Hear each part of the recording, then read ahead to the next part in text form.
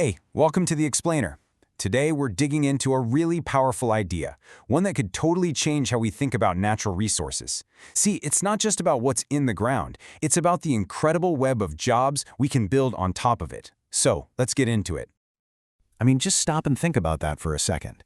We are so used to measuring a country's wealth in tons or ounces of whatever they pull out of the earth. But what if the real prize, the true potential, is something completely different? What if we've been looking in the wrong place this whole time?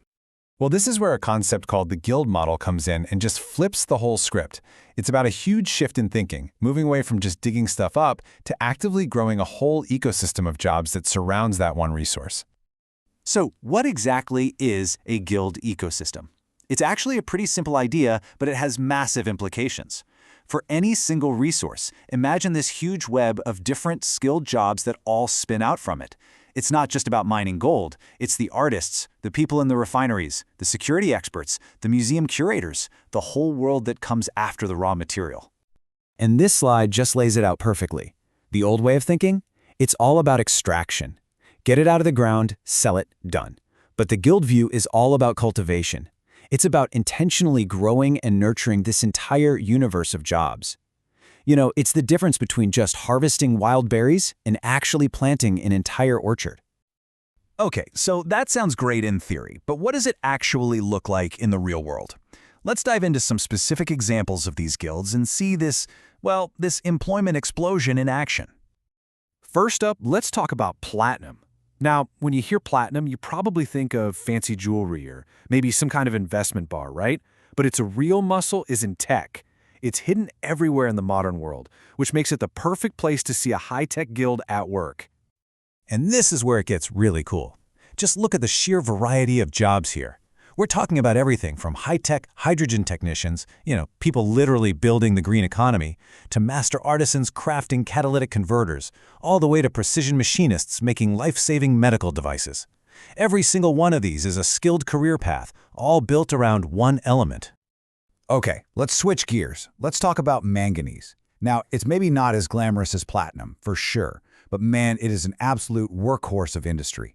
It's absolutely critical for things like making steel and building batteries. And look, it's the same pattern all over again.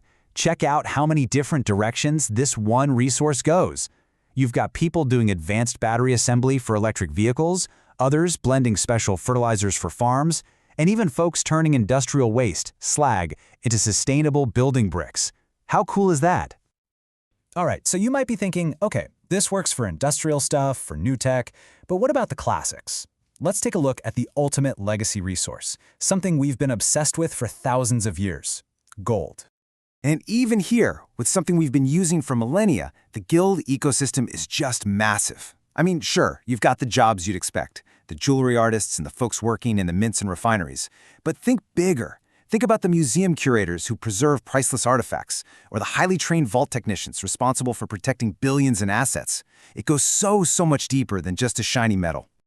So, we've looked at platinum, manganese, gold, and you can start to see this powerful pattern emerging, right? But what's the core idea here? What's the simple logic that ties this all together and makes it such a powerful engine for creating jobs?